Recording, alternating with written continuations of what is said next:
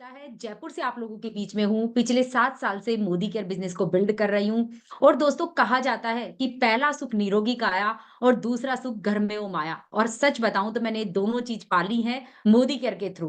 तो आज हम स्वस्थ भी रहते हैं और घर में पैसा भी आ रहा है। ये 7 साल की जर्नी में दोस्तों मैंने अगर बात करूँ सफलता की तो एक हैंडसम इनकम यहाँ से क्रिएट कर ली है। 7,44,000 मेरी हाईएस्ट अर्निंग पर मंथ की यहाँ से रही है। इसके साथ में एक गाड़ी ऑडी A4 मोदी केयर मुझे गिफ्ट कर चुका है। इसी के साथ एक घर अचीव कर चुकी हूँ और कई सारी विदेश यात्राएँ यहाँ से ले चुकी हूँ। लेकिन फ्रेंड्स जैसा कि जाना जाता है कि पहला सुख निरोगी काया, तो आज वीमेंस डे पर मैं आपको कुछ ऐसे डॉक्टर साहब से मिलवाना चाह रही हूँ जो हमें लेडीज़ की जो प्रॉब्लम होती है हड्डियों कमज़ोर होना, हड्डियों का कमज़ोर हो जाना, ओस्टोपोरोसिस, तो उसके बारे में थोड़ी-सी हम जानकारी लें और सीखें, तो मज़ा आएगा ना? तो आप सबको वुमेन्स डे की बहुत-बहुत शुभकामनाएँ और मैं आज बहुत अच्छे से आपके लिए एक टॉक शो लेकर के आई हूँ, डॉक्टर साहब के साथ में। तो मैं इनवाइट करूँगी हमारे बीच में डॉक्टर साहब, ऐसे डॉक्टर साहब जिनको पिछले 40 साल का एक्सपीरियंस है और वो फरीदाबाद में रहते हैं, डॉक्टर भारत जी को। तो डॉक्टर साहब मैं आपका स्वागत करती हूँ इस प्लेटफ़ॉर्म पर।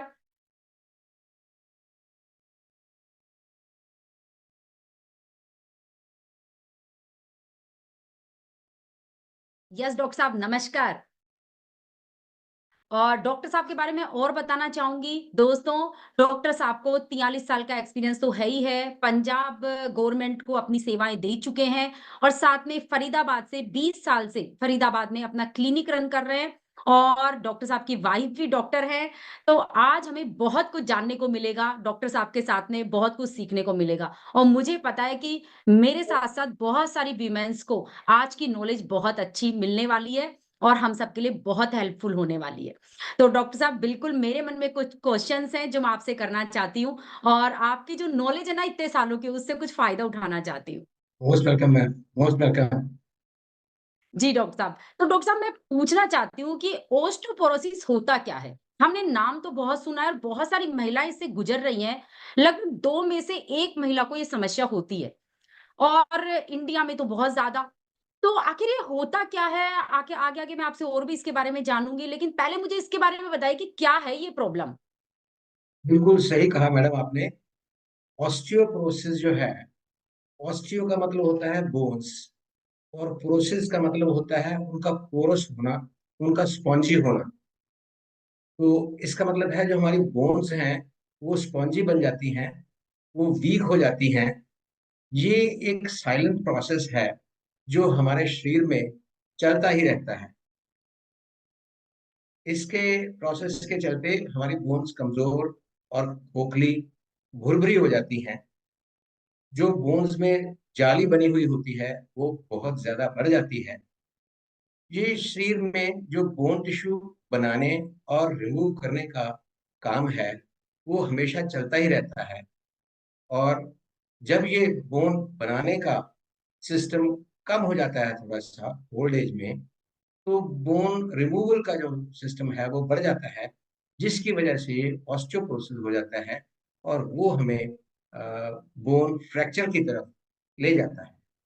एक इंडिया एजिंग की रिपोर्ट जो 2023 की है, उसके मुताबिक 2050 तक मोर देन 20% जो लोग हैं 60 ईयर्स के ज्यादा वाले, उनको ऑस्टियोपोरोसिस होने की संभावना बहुत ज्यादा बढ़ जाएगी।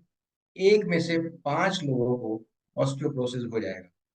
और नेशनल लाइब्रेरी ऑफ मेडिसिन का डाटा ये कहता है कि लेडीज वुमेन में 50 साल की एज के बाद ये परसेंटेज होती है 4%, मेल्स में, और फीमेल्स में होती है 15%। और जब वो 80 ईयर्स की एज अटेन करते हैं उस वक्त तक ये ऑस्टियोपोरोसिस होने की संभावना जो है वो 85.8% तक बढ़ जाती है। तो कहने का मतलब ये है कि जो ऑस्टियोपोरोसिस है ये वुमेन को बहुत ज्यादा इफेक्ट करता है एज कम्पेयर टू मैन। तो यस डॉक्टर साहब बिल्कुल समझ में आया कि यस कितनी मतलब ये हड्डियों के लिए कितना खराब है हमारे लिए ये चीज़ और वुमेन्स में कितना ज़्यादा ये इफ़ेक्ट करता है। तो डॉक्टर साहब बिल्कुल मैं ये जानना चाहूँगी कि ये कितने टाइप का होता है ओस्टियोपोरोसिस? मैम, ये ऑस्टियोपोरोसिस जो है मेनली तो वो 2 टाइप्स का है। एक होता है प्राइमरी ऑस्टियोपोरोसिस, जो कि मोस्ट कॉमन है।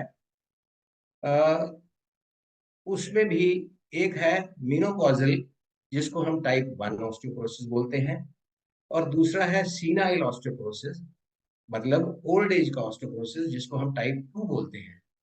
ये जो टाइप 2 ऑस्टियोपोरोसिस है, ये धीरे धीरे कैल्शियम लॉस जो हमारे शरीर में होता रहता है लॉन्ग टर्म के लिए, उससे ये डेवलप हो जाता है।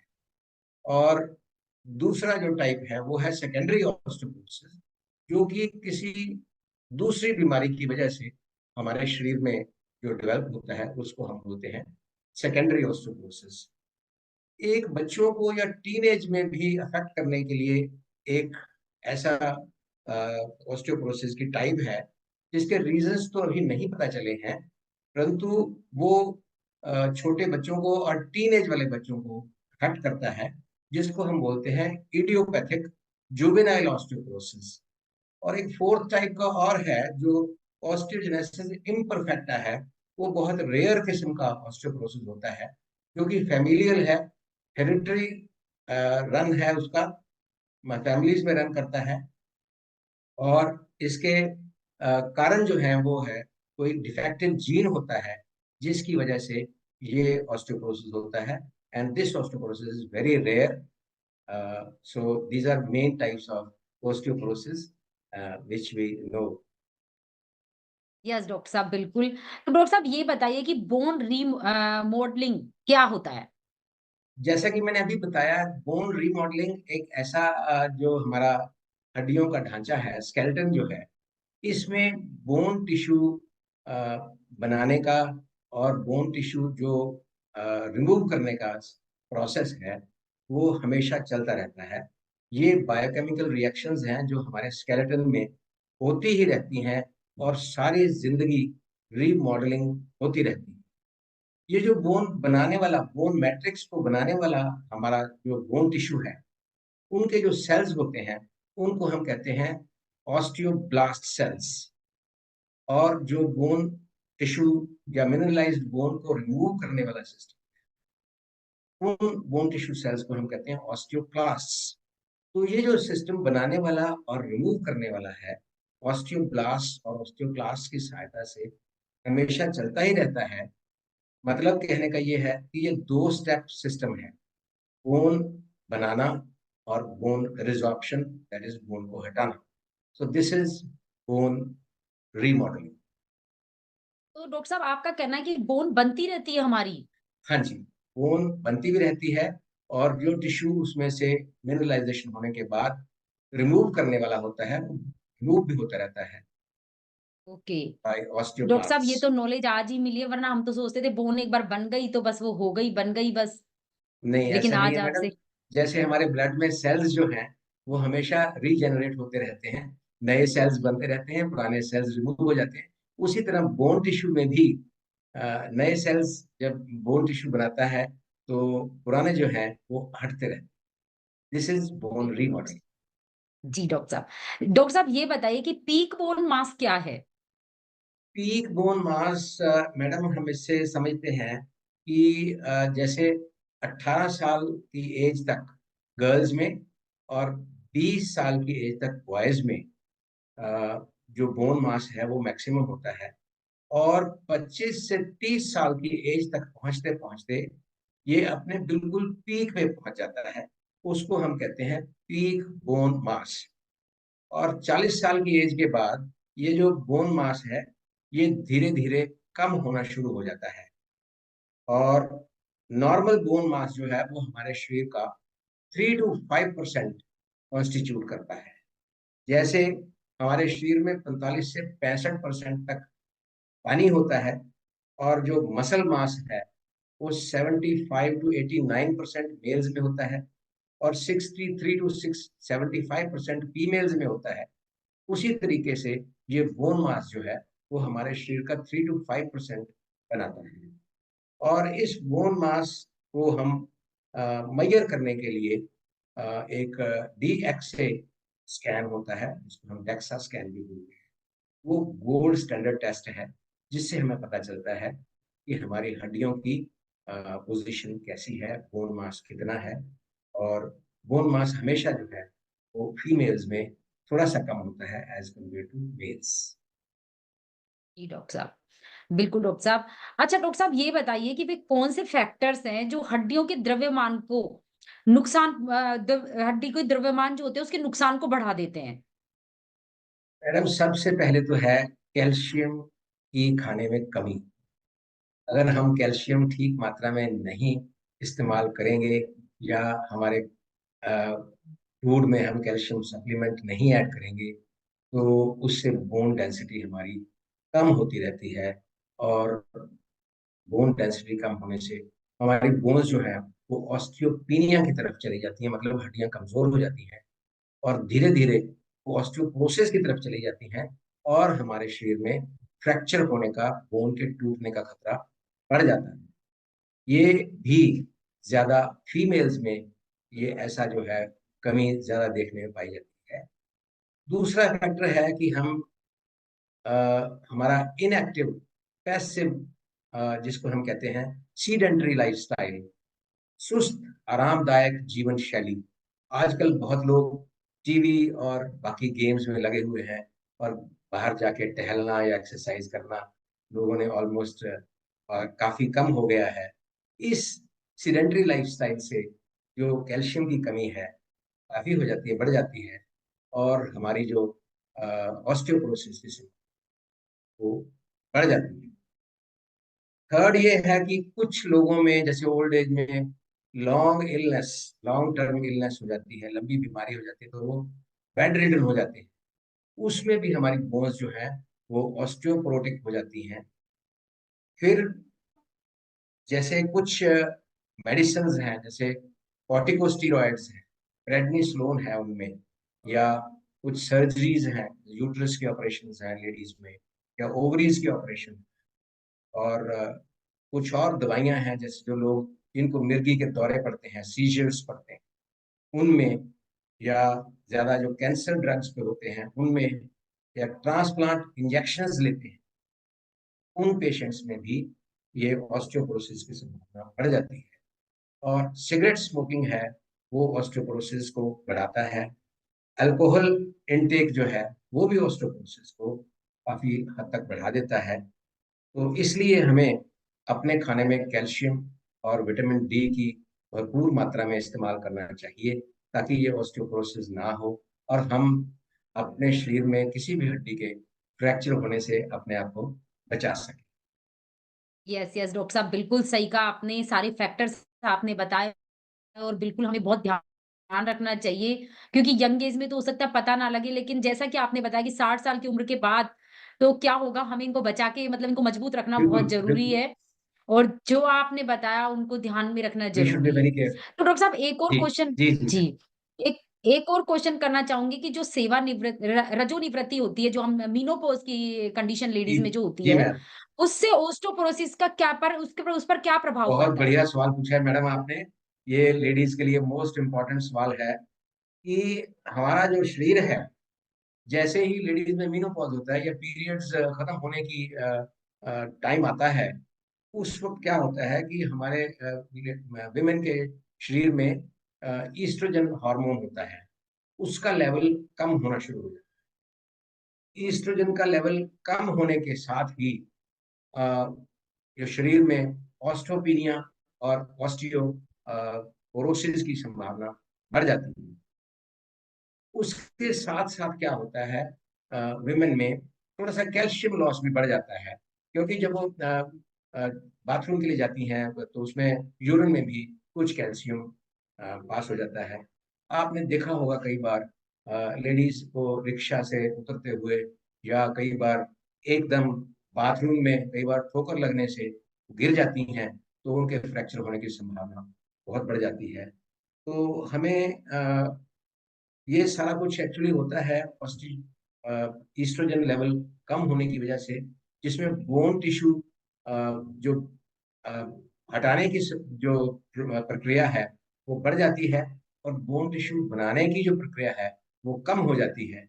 उस वजह से बोन्स में डेंसिटी जो है उनकी कम होने की वजह से ये बोन्स जो है उनकी ऑस्टियोपोरोसिस की तरफ चली जाती हैं।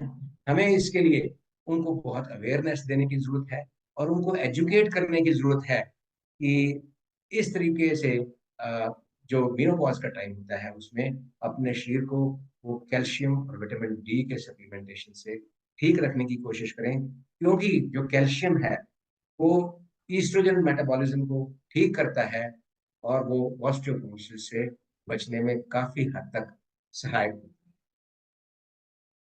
जी डॉक्टर साहब, बिल्कुल कैल्शियम बहुत बड़ा रोल अदा करेगा इसके प्रभाव से बचने के लिए।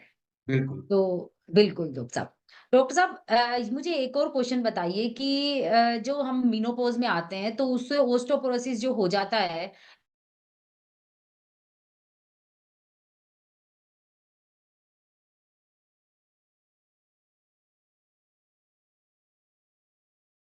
जिससे हम पता लगा पाए कि ऑस्टियोपोरोसिस हो गया है या ऐसी कुछ संभावना बन रही है। उसमें पेशेंट थोड़ा सा जनरल थकावट, जनरल फटीग महसूस करता है। मोस्ट ऑफ द पेशेंट्स उनके कमर में दर्द शुरू हो जाएगा, या जैसे हम समझें कि अ, गर्दन से लेकर कमर तक उनको दर्द महसूस होता है। कुछ केसेस में ऐसा होता है कि थोड़ा गिरने के बाद झटका लगा, थोड़ा गिर गए, फ्रैक्चर हो गया, तो उनको पता चलता है कि ये सब कुछ मुझे ऑस्टियोपोरोसिस की वजह से हुआ है। कुछ पेशेंट्स में शरीर की हाइट जो है वो भी थोड़ी सी कम होनी शुरू हो जाती है। तो वो हाइट कैसे कम होती है? वो ये जो हड्डियां हमारी हैं, रीढ़ की हड्डी जो है पीछे, जो हमारी कमर की हड्डी है, इसमें बहुत छोटी छोटी हड्डियां होती हैं। इन हड्डियों में अकुंचन की वजह से, कुछ श्रिंकेज की वजह से ये शरीर, हमें लगता है कि कुछ हाइट जो है शरीर की कम होनी शुरू हो गई है। और हमारा पोस्चर जो है, एक वो स्टूप्ड पोस्चर है। स्टूप्ड पोस्चर मतलब आगे की तरफ शरीर झुका हुआ सा महसूस होता है। तो हमें पता चलता है कि हमें ये ऑस्टियोपोरोसिस की जो तकलीफ है वो शुरू अ, हो चुकी है। तो हड्डियां ज्यादा फ्रैक्चर होने लग जाती हैं। हमें हाथ से वजन उठाने में भी तकलीफ होती है। हमारी जो एक्टिविटीज हैं, जो गतिविधियां हैं दिनचर्या की डेली, वो भी कम होनी शुरू हो जाती हैं, क्योंकि कमजोरी आ जाती है।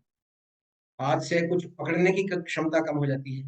हमारे दांतों की डेंसिटी कम होने लगती है, क्योंकि सारी हड्डियों पे असर हो रहा है तो वो दांतों पे असर भी होगा, जिससे हमारे जो मसूड़े हैं उनमें दर्द होना शुरू होता है, गम्स में पेन होता है, और दांतों को ढीलापन महसूस होना शुरू होता है। और जो चलने की अपनी स्पीड है वो भी थोड़ी सी कम हो जाती है। ये सारे सिम्टम्स हैं जो हमें बताते हैं कि हमारी हड्डियां जो है वो कमजोर हो रही हैं, और हमें इनका ध्यान रखने की जरूरत है, कहीं हम गिर के अपनी हड्डी कोई फ्रैक्चर ना करें। जी डॉक्टर साहब, तो डॉक्टर साहब आपका कहना है कि जो झुकाव की ओर शरीर आगे की ओर हो जाता है, झुकने जी लग जाता है, मतलब पक्का उसको ओस्टोपोरोसिस होगा। बिल्कुल, उसको कन्फर्म करने के लिए हमें फर्दर टेस्ट हैं, जिसके बारे में हम अभी बात करेंगे, कि जी। कैसे हम इसको जान सकते हैं कि और ऑस्टियोपोरोसिस। जैसा कि आपने बताया डॉक्टर साहब, दांतों के बीच गैप आ जाता है हम्म। ना? वो भी इसी के लक्षण है। वो मसूड़े जो है थोड़े सिकुड़ जाते हैं ना, तो जो ढीलापन आ जाता है दांत। जैसे एक उम्र के बाद सर मैंने देखा है कि जैसे वो दांतों की डेंसिटी जैसा आपने बोला वो कम होने लग जाती है, गैप सा आने लग जाता है। जी तो जी, ये इसका सब मतलब भी हड्डियों का ही प्रॉब्लम है वो। बिल्कुल उसी वजह से। ओके। जी ठीक मैम। है डॉक्टर साहब, बिल्कुल बहुत अच्छी नॉलेज मिली, आज जानने को मिला। और डॉक्टर साहब, मैं पूछना चाहूंगी कि जो ये ओस्टोपोरोसिस है उसे बचाव कैसे किया जाए? शुरू से किन बातों का ध्यान रखा जाए? कितनी उम्र से कैसे हमें खान-पान में या किसी भी चीज़ में अपनी लाइफ स्टाइल में ऐसा क्या करें कि हमें हमें ये हो ही ना, जब तक जिए ना एकदम मजबूत हड्डियों के साथ स्वस्थ जिएँ? हाँ, बिल्कुल ठीक है, आपने पूछा। तो इससे पहले कि हम इनका चलें कि हम कैसे इसका खान पान से ध्यान रखेंगे, उससे पहले हम ये भी जान लेते हैं कि इसको हम डायग्नोज कैसे करेंगे, कैसे पता चलेगा हमें कि हमें ये ऑस्टियोपोरोसिस हो गया है। दो तीन टेस्ट हैं छोटे छोटे, जिससे हमें पता चलता है। कोई ब्लड का टेस्ट तो है नहीं, इसके लिए कोई ब्लड टेस्ट नहीं है एज सच, जिससे हम पता लगा सकें कि हमें ऑस्टियोपोरोसिस हुआ है।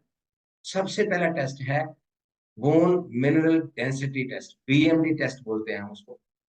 उससे हम पता कर सकते हैं, बहुत शॉर्ट सा टेस्ट होता है। उससे हम टी स्कोर जानते हैं कि हमारा कितना हुआ है। अगर टी स्कोर 0 है तो इसका मतलब है हमारी हड्डियां नॉर्मल है, हमें कोई प्रॉब्लम नहीं है।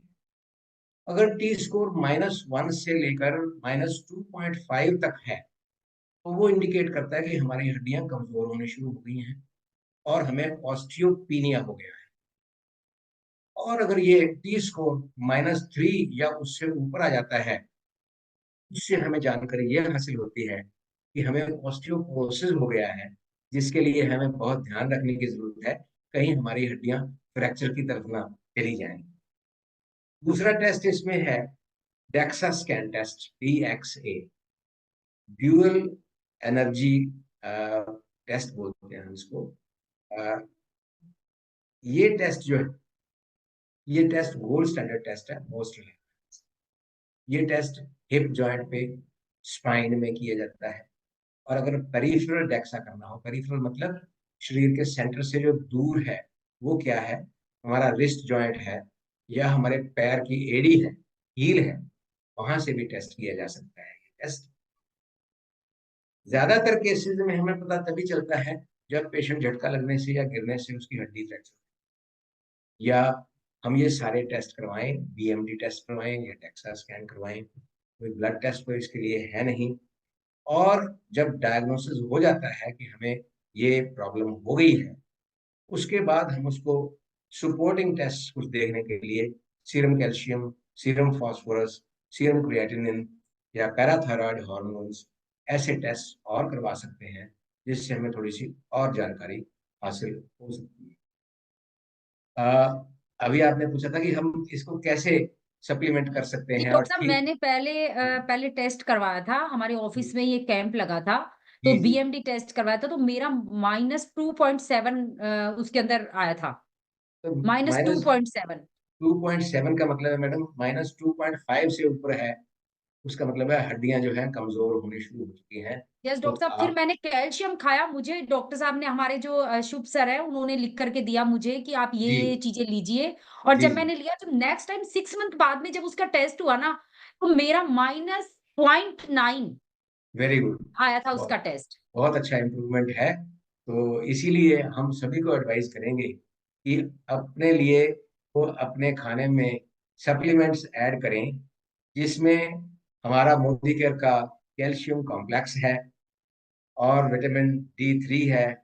और साथ में अगर हम इसमें टैबलेट एक टर्मेरिक की ऐड कर लेंगे, जो कि एंटी इंफ्लेमेटरी एक्शन के साथ, इन दोनों के साथ बहुत अच्छा रहेगा, तो हमें बहुत लाभ मिलने की संभावना रहती है। विटामिन D जो है, वो एक फैट सॉल्युबल विटामिन है, और फैट सॉल्युबल होने की वजह से कैल्शियम का बोन्स में एब्जॉर्ब होना काफी हद तक वो बढ़ाता है, उसमें मदद करता है। इस तरीके से हमें काफी मदद मिल सकती है। कैल्शियम हमें 1200 मिलीग्राम पर डे रिक्वायर्ड होता है। 50-60 साल की एज के बाद हमें कैल्शियम 1200 मिलीग्राम पर डे के अकॉर्डिंगली इस्तेमाल करना चाहिए। कैल्शियम कार्बोनेट जो है, मार्केट में जो कैल्शियम अवेलेबल है मोस्ट ऑफ द कंपनीज का, वो कैल्शियम कार्बोनेट होता है। वो थोड़ा सा सस्ता है, परंतु उसके जो है साइड इफेक्ट्स हैं कि वो गैस बनानी शुरू कर देता है पेशेंट, और स्टोन्स बनने की संभावना भी कैल्शियम कार्बोनेट यूजर्स में काफी हद तक देखी गई है। जो मोदी केयर का हमारा कैल्शियम है, that is calcium citrate malate, वो थोड़ा महंगा जरूर है, परंतु वो बहुत जल्दी एब्जॉर्ब होता है और गैस नहीं बनाता है, और स्टोन्स बनने की संभावना खत्म हो जाती है। अगर इसको विटामिन D3 के साथ लिया जाए तो और भी बहुत अच्छा है। साथ में टर्मरिक ऐड करेंगे तो एंटी इंफ्लेमेटरी इफेक्ट भी मिलेगा। साथ में इसके हम 10-15 मिनट सनलाइट में जरूर बैठें, ताकि हमें विटामिन D नेचुरली भी मिल सके। उसके साथ हम green vegetables, fruits, milk and dairy products and elements वगैरह खा सकते हैं, ताकि हमारे शरीर को इन सब चीज़ों में और ज़्यादा बढ़ोतरी मिले। स्मोकिंग को कम करें, अल्कोहल इनटेक को कम करें। तो मैं ये कहूँगा कि अगर हमारा शरीर हेल्दी है, तो सब कुछ है, because health is wealth. And हम प्रिवेंट करें ओल्ड एज में कि जो ओल्ड एज में लोग हैं सभी, उनको हम किसी तरीके से बाथरूम्स में या और जगह पे उनके गिरने से रोकने के लिए काफी जो तरीके हैं उनको अपनाएं। जैसे बाथरूम्स में हम ग्रैब हैंडल बार्स दे सकते हैं या सपोर्ट बार्स लगा सकते हैं, और फर्श के लिए एंटी स्किड मैट्स या एंटी स्किड टाइल्स भी।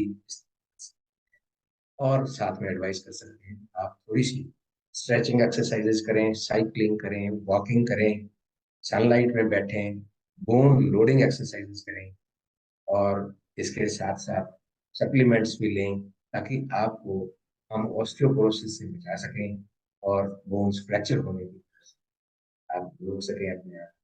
That will be very nice. और वुमेन डे पे मैं ये कहूँगा कि लेडीज की, वुमेन की डबल रेस्पॉन्सिबिलिटी होती है।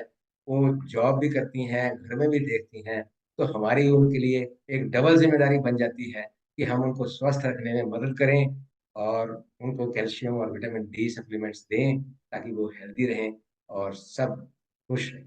Thank you very much. जी, डॉक्टर साहब बिल्कुल आपने इतना अच्छा बताया। हमें हम अपने आप की केयर करनी बहुत ज़रूरी है, क्योंकि आज की वीमेन मल्टीटास्किंग है। बिल्कुल वो बिल्कुल। आज घर ही नहीं सँभालती, वो बाहर भी सँभालती है। और आपने इतने अच्छे तरीके से सारे सप्लीमेंट्स बताए कि उनको लेकर के और हम अपने आप को बचा सकते हैं इससे, इतनी खतरनाक बीमारी से जो कि ओस्टोपोरोसिस हड्डियों की प्रॉब्लम है। और डॉक्टर साहब आपने बताया कि हमें टर्मरिक भी लेनी चाहिए कैल्शियम और विटामिन डी के साथ में। तो जी वो मैम। भी हमारे को काफ़ी लाभ देगी इस चीज़ के अंदर, और मैंने देखा टर्मरिक और भी चीज़ों में काफ़ी लाभ देती है शायद। और जी डॉक्टर मैम। साहब आपने ये भी बताया कि मोदी केयर का कैल्शियम किस तरह से बाहर के कैल्शियम से बहुत बेहतरीन है। और डॉक्टर साहब आप खुद भी मैंने सुना है कि कुछ सालों से मोदी केयर के साथ एसोसिएट हैं। बिल्कुल मैम, तो मैं एसोसिएटेड हूँ और मैं ये सारे सप्लीमेंट्स वगैरह भी यूज करता हूँ। तो कैल्शियम जो मोदी केयर का है, वो मोदी केयर कैल्शियम जो है वो अ, मोदी केयर कैल्शियम कार्बोनेट नहीं है सबसे पहले। और जो मार्केट में कैल्शियम अवेलेबल है कैल्शियम कार्बोनेट है। मोदी केयर का कैल्शियम है कैल्शियम सिट्रेट मैलेट। थोड़ा सा कॉस्टली है पर इसकी एब्जॉर्प्शन बहुत अच्छी है, और एब्जॉर्प्शन के साथ साथ ये हमें गैस पेट में नहीं बनने देता है, और स्टोन्स भी जो पॉसिबिलिटी होती है बनने की कैल्शियम के साथ, वो भी इससे नहीं बनते हैं। और बहुत जल्दी फास्ट एक्टिंग है और बहुत जल्दी इंप्रूवमेंट होता है पेशेंट्स। इस तरह से मोदी केयर का जो कैल्शियम कॉम्प्लेक्स है उसमें मिनरल्स भी एडेड हैं, इसीलिए इसको कैल्शियम कॉम्प्लेक्स कहते हैं। जिंक है, मैग्नीज है, फास्फोरस है, और मिनरल्स हैं इसमें। तो इसकी वजह से this calcium is much better than the calcium. जी, डॉक्टर साहब पहले विश्वास तो था ही था, क्योंकि 7 साल के से मोदी केयर के साथ एसोसिएट हूँ। हाईएस्ट टाइटल भी ले चुकी हूँ, अच्छा सब कर भी रही हूँ। विश्वास तो था मोदी केयर के प्रोडक्ट्स पर और कैल्शियम पर और सब पर भी। लेकिन आज है ना, विश्वास सच बताऊँ तो कई गुना बढ़ गया है।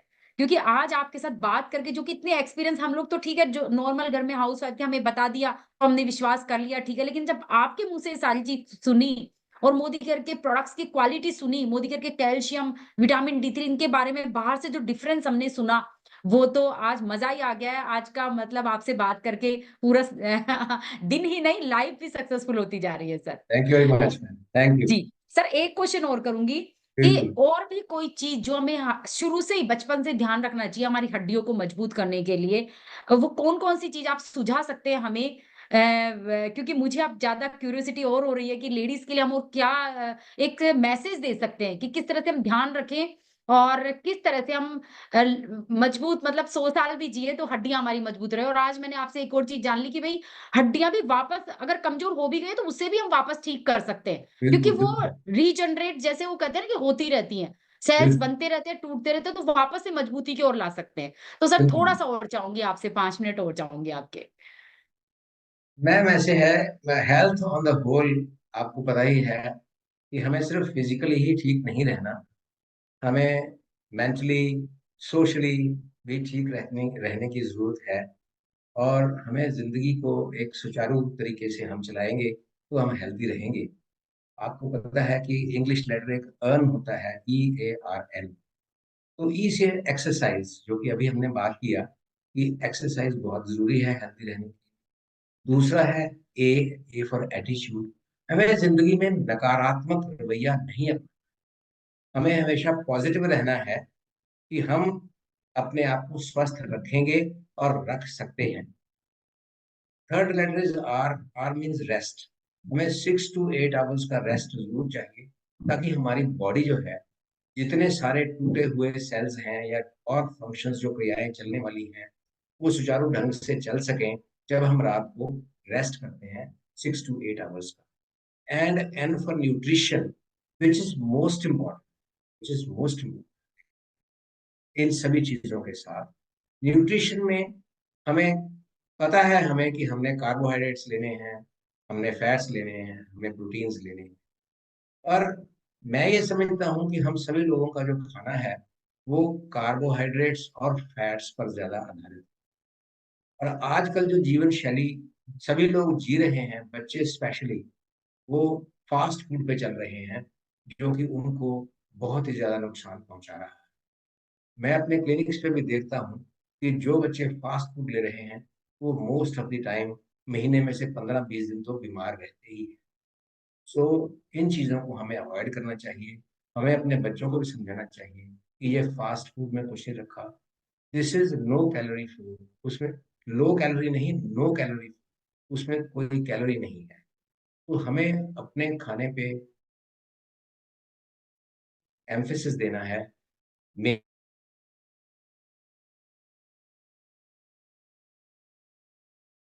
1 ग्राम पर किलोग्राम बॉडी वेट, अगर किसी का वेट 50 किलो है, अगर 60 किलो है तो 60 चाहिए।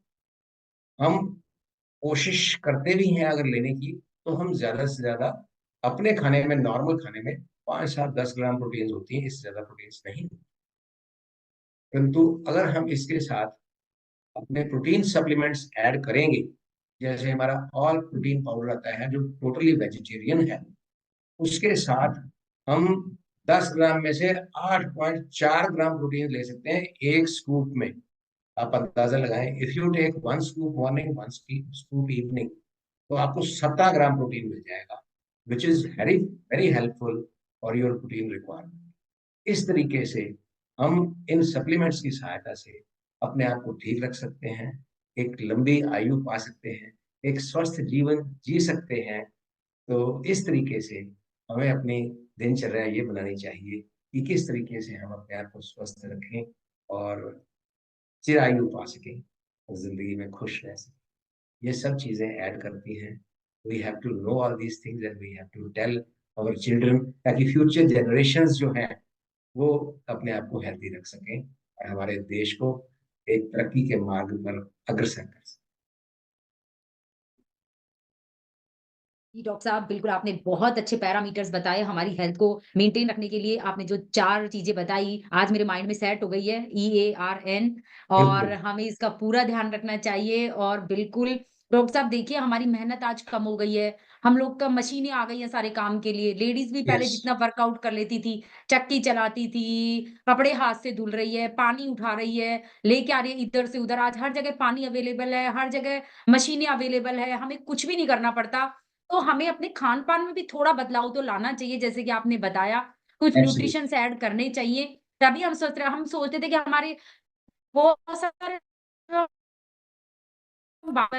पहले ये सब कुछ नहीं खाया जाता था, तो पहले की लेडीज़ कैसे स्वस्थ रहती थी? तो बिल्कुल जैसा कि आपने अभी बताया कि पहले की दिनचर्या में फ़र्क था, वो मेहनत इतना करते थे और जो खाते थे उसको पचाते थे, एब्ज़ॉर्ब भी होता था, शुद्ध भी होता था खान-पान, उनमें पोषक तत्व भी होते थे, कोई इसमें पेस्टिसाइड नहीं डाले जाते थे खेती में भी, तो शायद वो चीज़ उनको फ़ायदा करती होगी, तो बिल्कुल। उनकी हड्डियाँ मजबूत रहती थी। लेकिन आज का सारा जीवन शैली हमारी बदल चुकी है और बिल्कुल छोटे-छोटे जो हमारे बच्चे हैं, चाहे वो गर्ल हो, चाहे बॉय हो, हमें उन्हें फास्ट फूड से दूर रखना चाहिए और थोड़े न्यूट्रिशन ऐड कर दें, अगर बच्चों के हेल्थ में, जैसा कि मैंने आपसे सुना, तो शायद हम लोग अच्छी लाइफ जी सकते हैं। जितने भी साल हम जीते, हम हेल्दी रह करके एट लीस्ट जिएँगे।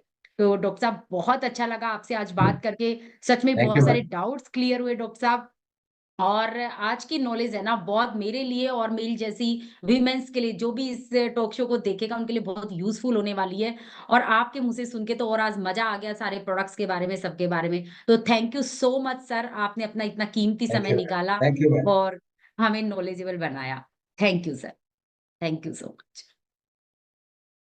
तो दोस्तों हमें बहुत सारी जानकारी मिली आज डॉक्टर साहब से, और डॉक्टर साहब ने हमें बताया कि हम वुमेन्स किस तरह से अपनी सेहत का ख्याल रख सकते हैं, अपनी हड्डियों को मजबूत रख सकते हैं। तो अपनी डाइट में मोदी केयर का कैल्शियम, विटामिन D3 और साथ में टर्मरिक और प्रोटीन पाउडर जरूर हमें ऐड कर लेना चाहिए, क्योंकि हमारी हड्डियां मजबूत तो हम मजबूत, हम मजबूत तो हमारा घर मजबूत, हमारा परिवार मजबूत, और परिवार मजबूत तो देश मजबूत। तो फ्रेंड्स, हमें ध्यान रखना है अपने आप का और अपने परिवार का।